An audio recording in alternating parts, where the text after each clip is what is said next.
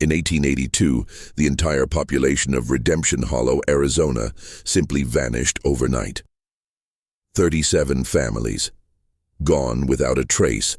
When territorial authorities finally investigated, they found something carved into the church's wooden communion table that made them seal all records for over a century. Tonight, we're revealing what they discovered in those underground chambers and why the Sinclair family's version of salvation involved consuming more than just bread and wine. Before we continue with the story of Redemption Hollow and the dark secrets that festered beneath its pious surface, this channel isn't for everyone. Only for those brave enough to confront the darkest chapters of American history that others refuse to tell. If you're one of the few who can handle these forbidden truths, hit that subscribe button and let us know in the comments what state you're listening from. This community is built for true seekers of hidden history, and we want to know where our fellow investigators are located. Now let's descend into the shadows of Arizona territory, where salvation came at a price no soul should ever pay. The story begins not with screams or blood, but with the quiet desperation of faithful people seeking redemption in an unforgiving land. Redemption Hollow wasn't marked on most territorial maps, and for good reason. Nestled between the Superstition Mountains and the Salt River Valley, this settlement of barely 400 souls existed in the kind of isolation that breeds either saints or devils. Founded in 1847 by Ezekiel Sinclair, a self-proclaimed Methodist preacher fleeing some unnamed scandal in Missouri, the town attracted the kind of settlers who had their own reasons for disappearing into the desert. The truth about Ezekiel's Missouri departure would have shocked his Arizona followers had they known the details carefully hidden in burned church records and unmarked graves.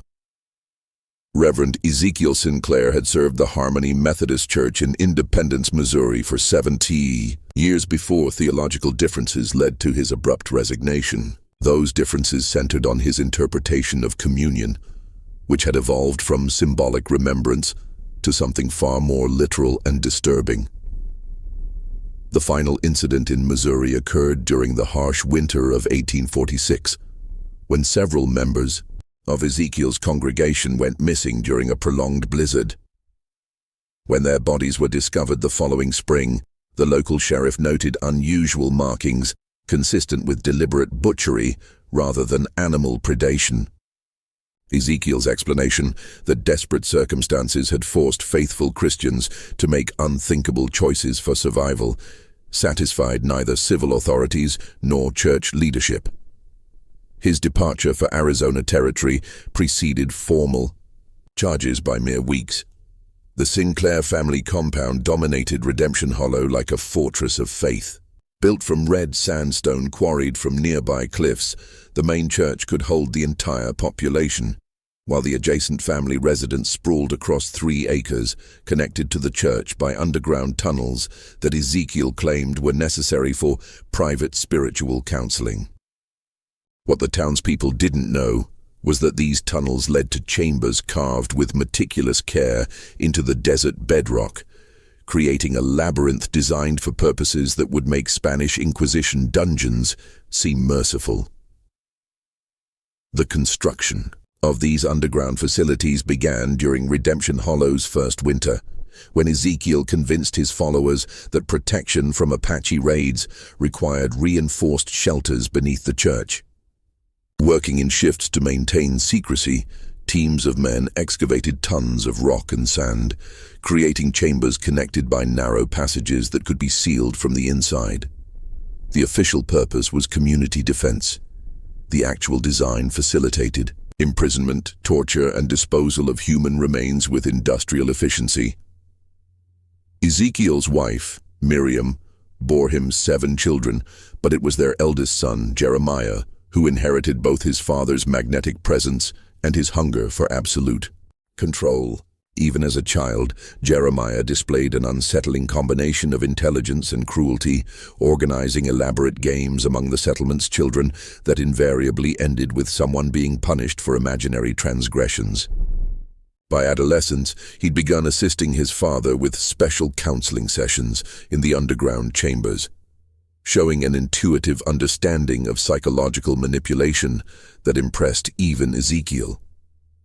By 1855, when Ezekiel died under mysterious circumstances, some said poison, others claimed divine judgment, Jeremiah had already established himself as the settlement's spiritual and temporal leader.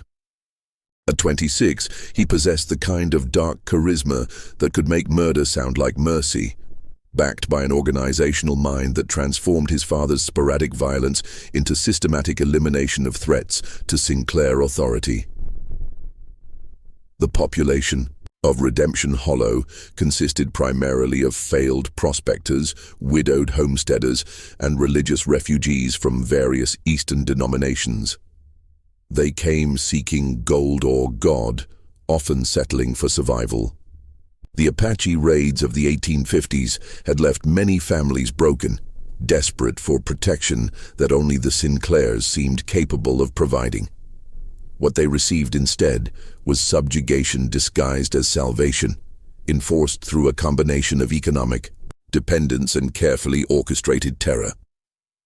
Jeremiah's interpretation of Methodist doctrine bore little resemblance to Wesley's teachings. He preached that sin was a physical contamination that could only be purged through increasingly extreme acts of penance. Minor transgressions required public confession and fasting. More serious sins demanded isolation in the purification chambers beneath the church. But for those guilty of what Jeremiah deemed abominations against the divine order, only complete spiritual cleansing could save their souls, and the souls of the entire community. The town's economy depended entirely on the Sinclair family's mysterious wealth. They owned the general store, the grain mill, and the only well that never ran dry, even during the worst droughts. Jeremiah claimed this prosperity was proof of divine favor, but the source of their capital remained carefully hidden. Property deeds and business records showed a pattern of acquisitions that coincided precisely with the disappearances of previous owners, suggesting that murder had been profitable as well as spiritually satisfying for the Sinclair family. October 13th, 1858, a date that would forever divide Redemption Hollow's history into before and after. Thomas Crawford, a traveling merchant from Tucson, arrived with a wagon full of supplies and questions that should have remained unasked.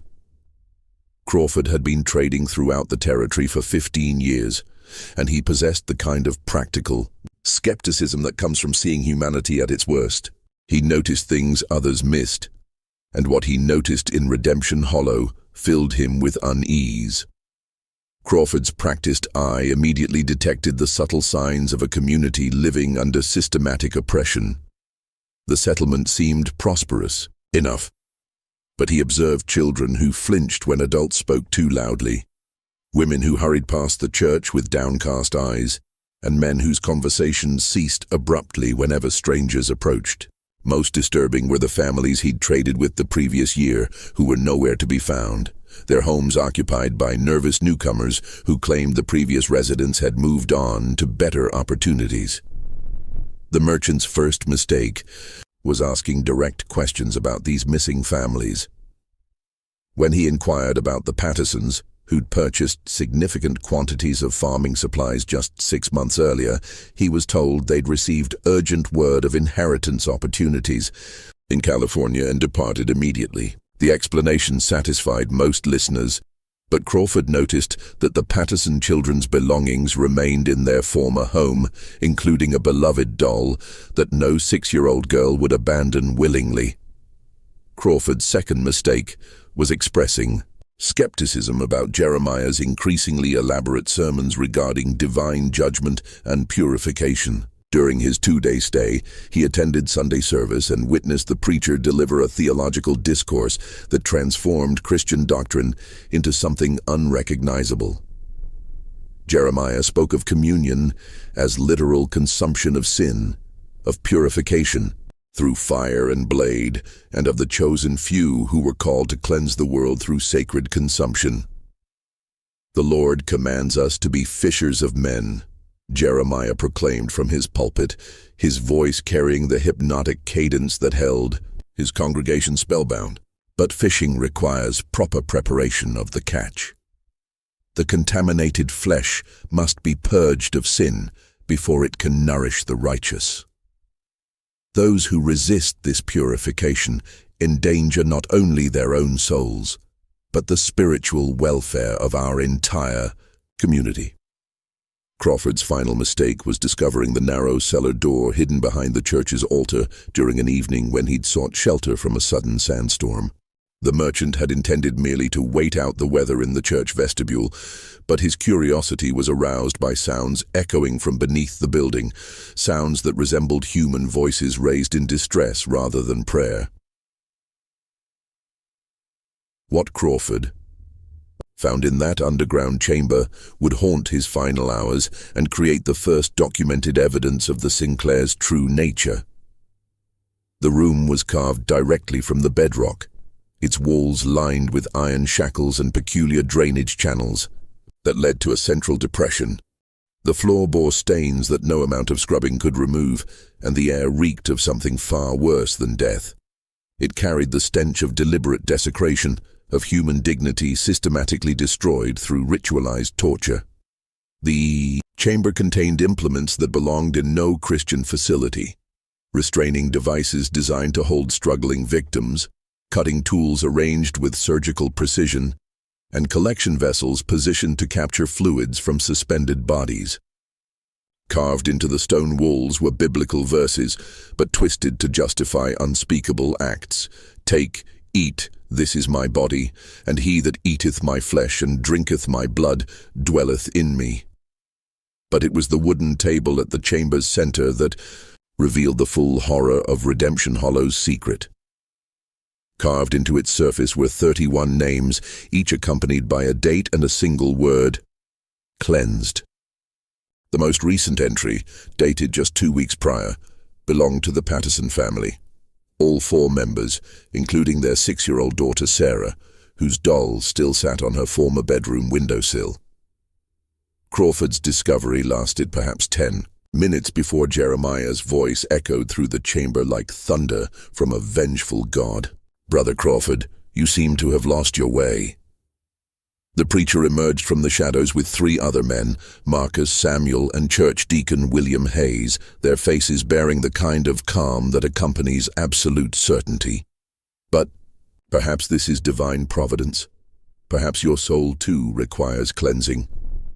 The merchant tried to flee, but the underground passages formed a maze designed to prevent escape. His captors pursued him through tunnels that connected to chambers even more horrifying than the first, including preparation rooms where human remains were processed with the same care other communities applied to livestock slaughter. Crawford's screams echoed through the labyrinth as he realized the true purpose of Redemption Hollow's prosperity.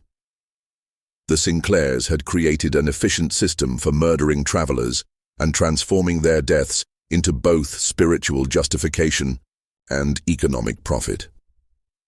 The merchant's screams echoed through the tunnels for 3 days and nights. Though the townspeople were told, he suffered from desert fever and required intensive spiritual healing. Those brave enough to pass near the church during those October nights reported hearing sounds that no human throat should make, punctuated by Jeremiah's voice reading scripture in languages that predated Christianity, mixed with what sounded like surgical procedures conducted without anesthesia.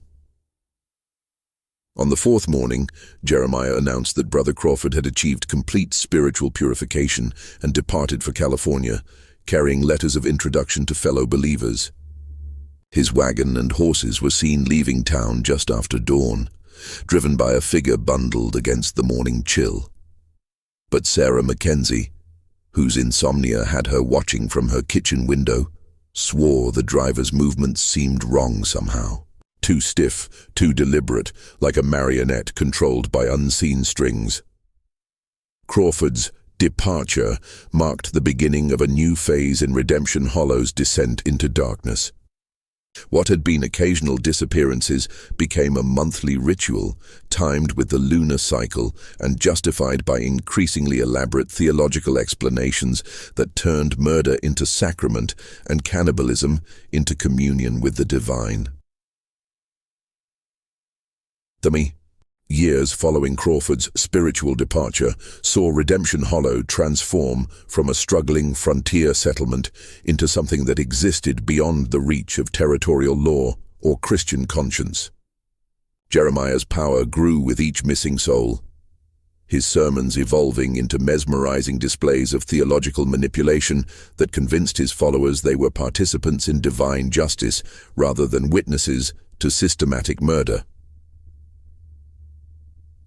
The Sinclair family expanded their influence through carefully orchestrated marriages and strategic adoptions. Jeremiah took 3 wives in succession, each meeting mysterious ends after bearing him children who inherited his magnetic presence and moral flexibility. His siblings, Marcus, Ruth, Rebecca, and young Samuel, formed an inner circle of absolute loyalty, each managing different aspects of what outsiders might call a criminal enterprise, but they considered sacred duty. Marcus, the eldest brother at 34, oversaw the trials that determined which settlers required spiritual cleansing. These proceedings took place in the main church during new moon nights, when darkness concealed the participants' faces and muffled their voices. The accused, always newcomers or those who questioned established authority, faced charges, ranging from adultery and theft to the more nebulous crimes of spiritual contamination and divine rebellion. The trials followed a perverse parody of legal procedure that gave legitimacy to predetermined conclusions. Marcus served as prosecutor, presenting evidence that was invariably fabricated but delivered with the conviction of absolute truth. Witnesses testified to sins they claimed to have observed, usually in dreams or visions that revealed the accused's hidden corruption. The jury consisted of church members whose own survival depended on their willingness to condemn others, creating a system where mercy was literally a death sentence for those who showed it. Ruth, now 28 and possessed of an accountant's mind for detail, managed the practical aspects of disappearances. She ensured that missing persons had believable cover stories, that their possessions were redistributed in ways that strengthened community dependence on Sinclair generosity, and that any documentation of their existence was systematically destroyed. Ruth maintained ledgers tracking each cleansing with the same precision other women applied to household budgets, recording not only names and dates but also the practical yield from each victim's property and personal effects. Her records revealed the industrial efficiency of the Sinclair operation. Each disappearance was preceded by weeks of careful observation to determine the victim's social connections, financial resources, and potential for resistance. Families with children were targeted during school periods when the young ones could be easily controlled. Single adults were preferred during winter months when travel explanations seemed most plausible. Even the timing of departures was calculated to coincide with stagecoach schedules and seasonal migration patterns. Rebecca, the youngest daughter at 25, served as the family's spiritual interpreter, crafting theological justifications for increasingly extreme acts. She claimed to receive divine visions that revealed the hidden sins of community members and the specific purification rituals required for their salvation. Her prophecies always seemed to target those who possessed valuable property or posed potential threats to Sinclair authority, but her delivery was so compelling that even skeptics found themselves questioning their doubts. Rebecca's theological innovations transformed cannibalism from desperate survival into sacred communion. She preached that consuming the flesh of the spiritually contaminated allowed the righteous to absorb and neutralize their sins, preventing the spread of corruption throughout the community. This doctrine justified not only murder, but the careful preparation and distribution of human remains as sacred elements in monthly covenant meals that bound the entire settlement in shared guilt. Young Samuel, barely 14 when Crawford disappeared, showed the most disturbing aptitude for the family's dark calling.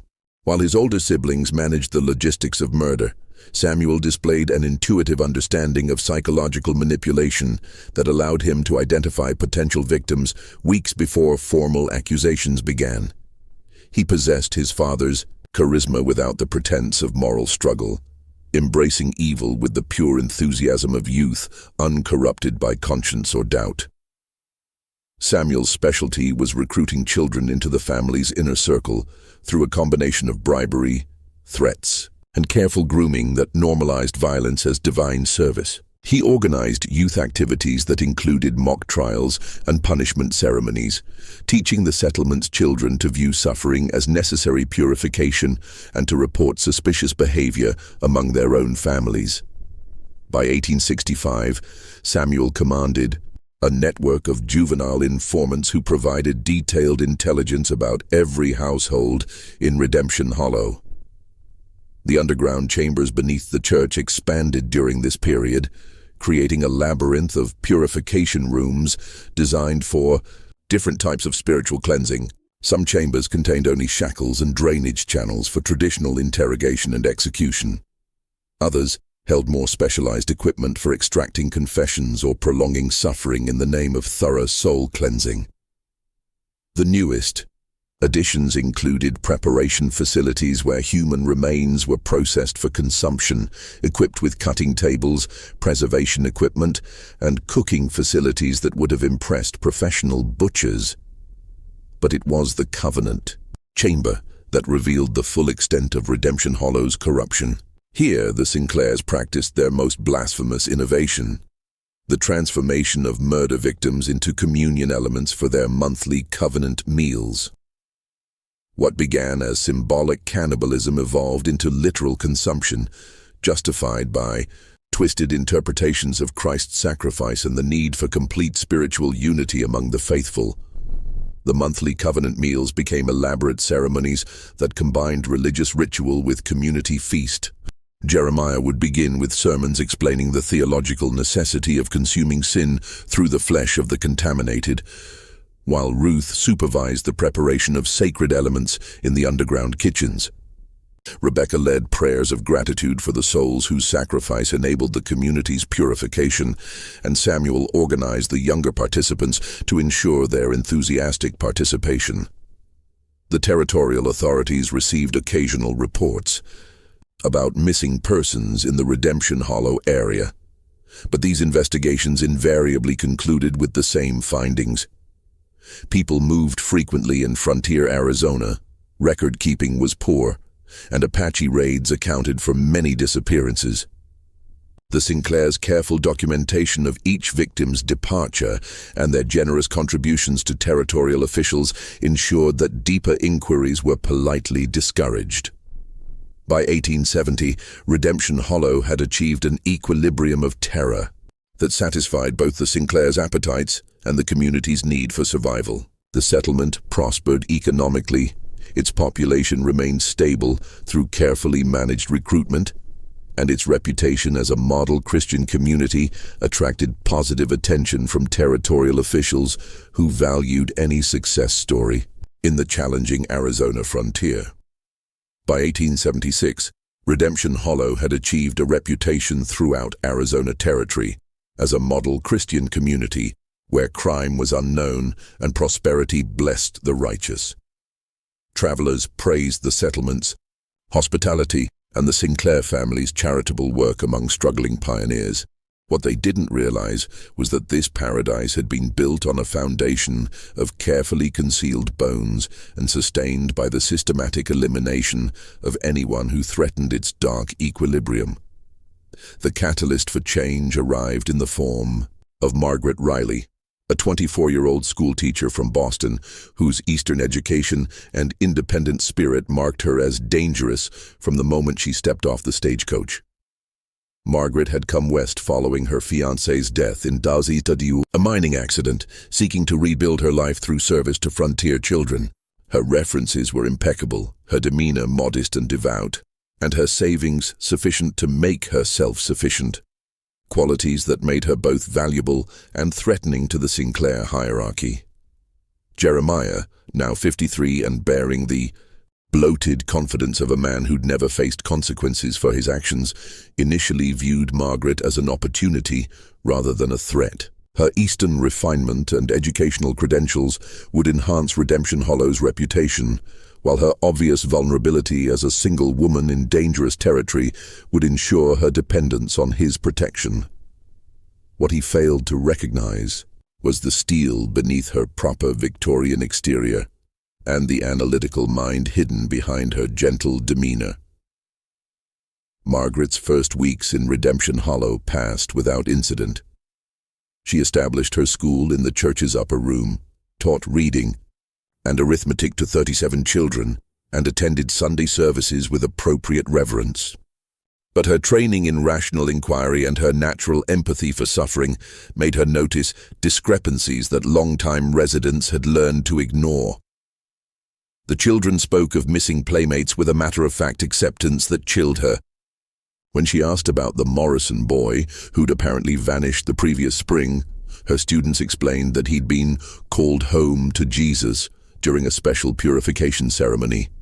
Similar explanations accounted for the absence of other children, always following some period of behavioral problems or family difficulties. More disturbing were the subtle signs of malnutrition and psychological trauma among her students. Despite Redemption Hollow's apparent prosperity, many children bore the hollow-eyed look of chronic hunger. They flinched at sudden movements, spoke in whispers even during recreational activities, and displayed an unnatural fear of authority figures.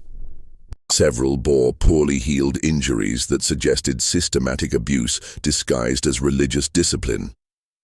Margaret's methodical mind began cataloging these observations in a private journal, initially intending to document the challenges of frontier education for potential publication. But as patterns emerged, her academic exercise transformed into criminal investigation. The monthly covenant meals that followed each new moon. The families that vanished completely, leaving behind only explanations of urgent departures. The underground chambers that children mentioned in frightened whispers before being silenced by older siblings. Her first direct confrontation with the settlement's true nature came during her third month in Redemption Hollow, when the Hendricks family disappeared overnight. John Hendricks had questioned Jeremiah's interpretation of Scripture during a Sunday service, suggesting that Christ's message emphasized forgiveness rather than punishment. The theological debate continued after service, with Hendricks citing chapter and verse to support his position, while Jeremiah's responses grew increasingly heated. 3 days later, neighbors found the Hendricks homestead abandoned, with signs of hasty departure but no indication of their destination. Jeremiah announced that the family had received urgent word of inheritance opportunities in California and departed immediately to avoid losing their claim. Their property, naturally, would be held in trust by the church until their return. Margaret knew the Hendricks family personally. She taught their 3 children and had taken Sunday dinner with them just days before their departure. She also knew that John Hendricks had recently broken his leg in a farming accident and could barely walk, let alone undertake a journey to California. When she expressed these concerns to other community members, she was met with nervous silence or gentle suggestions that Eastern ladies sometimes misunderstood frontier realities. Margaret's investigation might have ended with cautious speculation, if not for the discovery that transformed her from curious observer to desperate fugitive. While organizing her classroom after a particularly difficult day with increasingly frightened students, she knocked over a loose floorboard that revealed a child-sized hiding space beneath. Inside, wrapped in oilcloth and hidden with the desperate care of someone expecting death, was a journal belonging to 12-year-old Billy Morrison, the boy whose disappearance her students had explained with such disturbing acceptance. Billy's journal chronicled his growing awareness of Redemption Hollow's true nature with the brutal honesty that only children possess. He'd witnessed his father's trial through a crack in the church floor, watching as Marcus Sinclair read charges of adultery based on evidence that Billy knew was fabricated. He'd seen his mother dragged to the purification chambers and heard her screams for 3 nights before the sounds stopped forever. Most horrifically, he'd watched through his bedroom window as figures moved between the church and cemetery in the dark hours before dawn, carrying bundles that were too large to be supplies and too carefully handled to be anything but human remains. The journal's final entries described Billy's growing realization that his own turn was approaching. Jeremiah had begun asking pointed questions about his spiritual development and his willingness to honor his parents' sacrifice through total obedience. Other children had reported Billy's reluctance to participate in certain church activities, marking him as potentially contaminated by his parents' sins.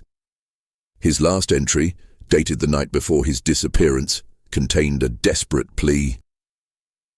"If someone finds this, know that we didn't leave. We were taken. And if you're smart, you'll run before they take you too." Margaret's hands trembled as she read Billy's account of the Covenant meals, described with the clinical precision of a child trying to understand adult horrors. The monthly gatherings weren't metaphorical communion, but literal consumption of previous victims, justified by sermons that transformed cannibalism into sacred ritual. The bread served at these ceremonies came from the preparation chamber, where human flesh was processed with the same care other churches applied to wine and wafers. Just when we thought we'd seen it all, the horror in Redemption Hollow intensifies. If this story is giving you chills, share this video with a friend who loves dark mysteries, hit that like button to support our content, and don't forget to subscribe to never miss stories like this. Let's discover together what happens next in Margaret's terrifying discovery. Armed with Billy's testimony, Margaret began planning her escape from Redemption Hollow, but she soon discovered that leaving the settlement was far more difficult than entering it. The Sinclairs maintained careful watch over potential departures, requiring advance notice and acceptable justification for any travel plans. Those who attempted to leave without permission were invariably brought back for community consultation about their spiritual welfare. Margaret's situation became more precarious when Ruth Sinclair approached her with an invitation to join the inner circle of church ladies who assisted with special ceremonies. The invitation was presented as an honor, but Margaret recognized it as a test. Her acceptance would grant her access to the full truth about Redemption Hollow's practices, but it would also make her complicit in murders she couldn't prevent or escape. The October Covenant meal approached like an execution date. Margaret knew she had perhaps days before her refusal to participate marked her as spiritually contaminated and therefore eligible for purification. Her desperate search for escape routes led her to explore the settlement's outer boundaries, where she made a discovery that revealed the true scope of the Sinclairs' crimes. Hidden in a box canyon 3 miles from town, Margaret found what could only be described as a charnel house disguised as a sacred grove. Dozens of skulls lined carefully constructed stone shelves, each bearing carved inscriptions that included names, dates, and spiritual assessments. The remains showed signs of careful preparation, bones cleaned and sorted, some showing knife marks consistent with deliberate dismemberment. But it was the central altar that revealed the industrial scale of Redemption Hollow's cannibalistic practices. The stone surface bore permanent stains and permanent fixtures designed to facilitate the efficient processing of human remains. Channels directed fluids to collection vessels, while specialized tools lay arranged with the precision of a surgeon's instruments. This wasn't the site of occasional ritual murder, but of systematic human harvest, conducted with businesslike efficiency. Margaret's final night in Redemption Hollow began with the sound of approaching footsteps and the certain knowledge that her investigation had been discovered. Through her cabin window, she could see torches moving through the settlement like hunting wolves, while Jeremiah's voice echoed from the church bell tower. calling the faithful to participate in an emergency purification ceremony. The target of their spiritual attention wasn't mentioned by name, but Margaret knew she was the evening's sacrifice to their perverted vision of divine justice. The confrontation that would either save Margaret Riley or add her name to the wooden communion table began at midnight on October 30th, 1876, when the last rational soul in Redemption Hollow barricaded herself in the schoolhouse and waited for the inevitable assault. Through the windows, she could see the entire settlement moving with the coordinated precision of a predatory pack, their torches creating a ring of light that gradually contracted around her refuge like a noose tightening around condemned flesh. Jeremiah's voice boomed across the settlement, no longer bothering with the pretense of reasonable discourse. The mask of benevolent spiritual authority had fallen away completely, revealing the megalomaniacal cannibal who had spent decades justifying murder as divine service. Sister Riley, your pride has poisoned this holy community for too long. But our merciful God offers redemption even to the most corrupted souls. Come forth willingly, and your purification will be swift. Resist, and we shall be forced to extract the contamination slowly, as befits such stubborn sin. Margaret had used her final hours of freedom to document everything she'd learned about the Sinclair family's crimes, creating multiple copies of Billy Morrison's journal and her own observations. She'd hidden these documents throughout the schoolhouse and buried additional copies in locations around the settlement, hoping that if she couldn't escape to carry the truth beyond Redemption Hollow's borders, perhaps evidence would survive. To expose the horror when outsiders eventually investigated her disappearance. Her response to Jeremiah's ultimatum echoed through the settlement with the clear diction of a trained educator, addressing particularly stubborn students. I know what you are, Jeremiah Sinclair. I know about the 37 souls whose names are carved in your chamber of horrors. I know about Billy Morrison, the Hendricks family, Thomas Crawford, and all the others you've murdered and consumed in your blasphemous ceremonies. And I know that God's true judgment awaits you. Not in your perverted rituals, but in the eternal damnation reserved for those who corrupt His word to justify their cannibalistic appetites. The attack began with false offers of mercy and escalated to threats of communal punishment.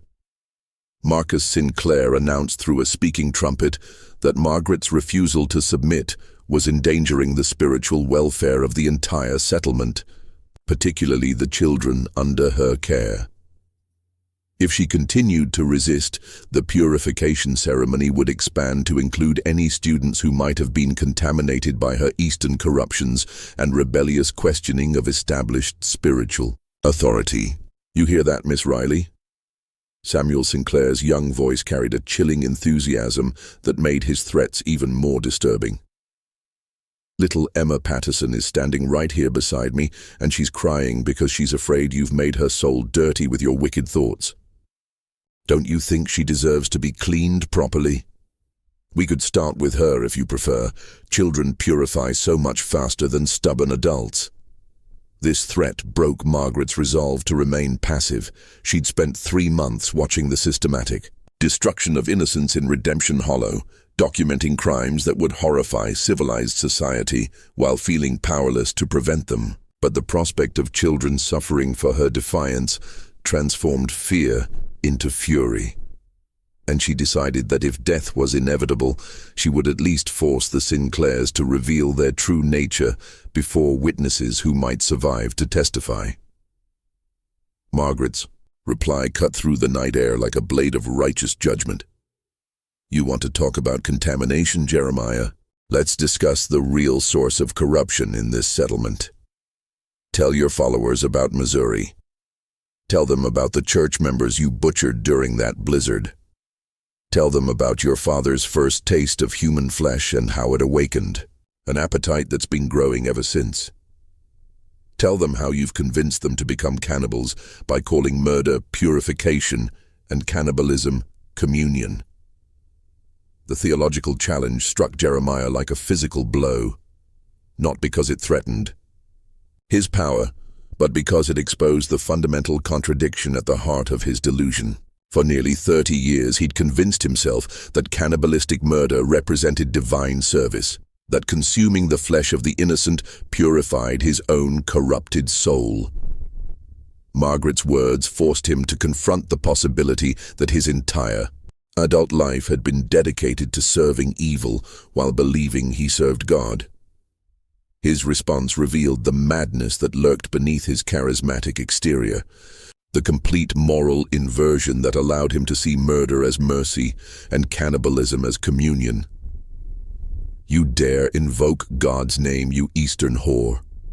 You who would corrupt our children with your godless education and your questions that undermine faith. We are the chosen instruments of divine justice, purifying this land of contamination that threatens the righteous. Our covenant meals sanctify us as Christ's blood sanctified his disciples. We consume sin itself, taking the corruption of others into ourselves so that this community might remain pure in God's sight." Margaret's final reply carried the authority of someone who had nothing left to lose. "You consume human flesh because you enjoy murder, Jeremiah. Everything else is just the lie you tell yourself to sleep at night. But I wonder, do you really sleep? Or do you lie awake, hearing the screams of 37 innocent souls demanding justice from a God who sees everything you've done?" The assault on the schoolhouse began with systematic destruction rather than direct attack. The Sinclairs had learned that gradual psychological pressure often broke resistance more effectively than immediate violence, and they wanted Margaret alive and cooperative for the special purification ceremony they'd planned.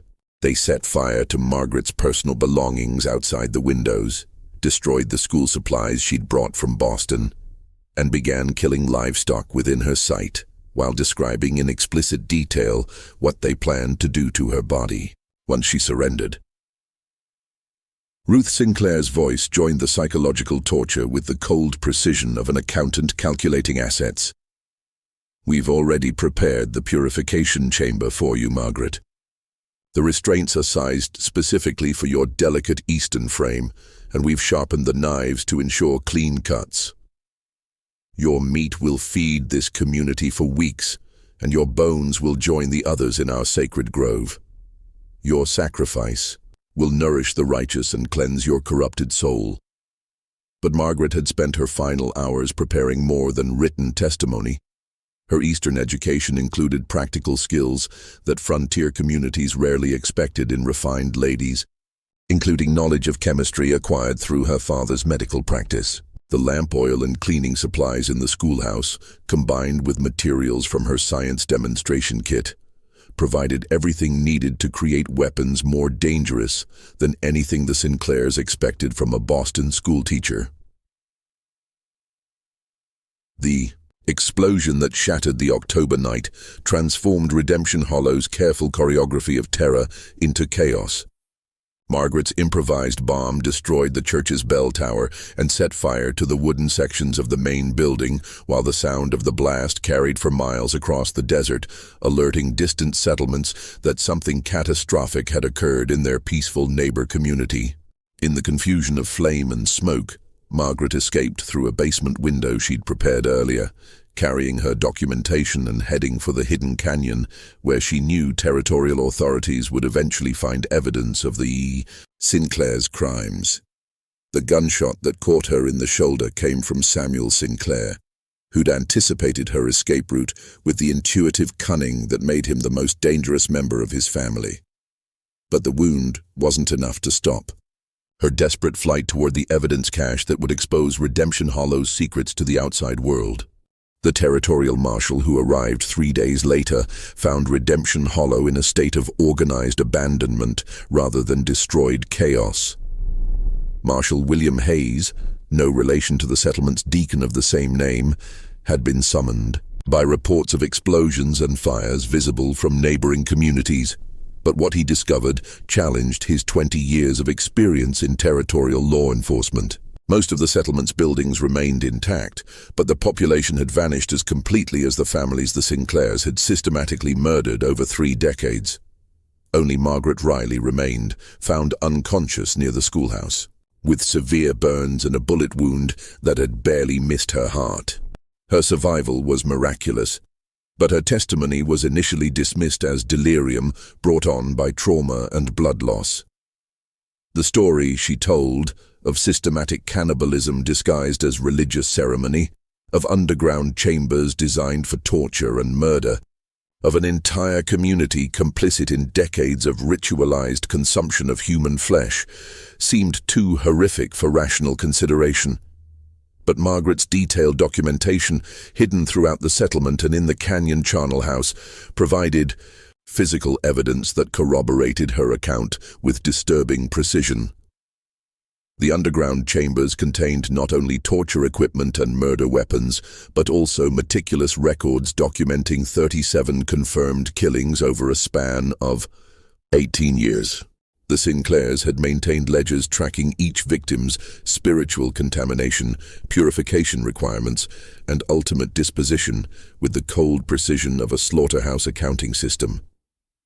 Marshal Hayes's investigation revealed organizational sophistication that exceeded anything in his experience with frontier crime. The Sinclairs had maintained detailed correspondence with other isolated religious communities throughout the Western Territories, suggesting that Redemption Hollow might not have been unique in its practices. Letters found in Jeremiah's study referenced purification techniques and covenant meal preparations in language that suggested similar activities in remote settlements across Arizona, New Mexico, and Southern California. The charnel house, beyond the settlement, yielded physical evidence that left no room for skepticism about Margaret's account. Forensic examination of the remains revealed systematic dismemberment, consistent with preparation for consumption, while chemical analysis of stains on the altar confirmed the presence of human blood and tissue from multiple individuals. Most disturbing were the careful inscriptions on each skull, revealing that the Sinclairs had assigned spiritual grades to their victims based on the quality of their flesh and the completeness of their purification. Dr. Charles Morrison, the territorial physician who examined the remains, wrote in his official report, "The level of anatomical knowledge displayed in the preparation of these remains suggests medical training or extensive practice in human dissection. The cuts are precise, the bone separation clean, and the preservation methods indicate familiarity with techniques used in both medical schools and commercial meat processing. This was not the work of deranged amateurs, but of individuals who had perfected their methods through years of systematic practice."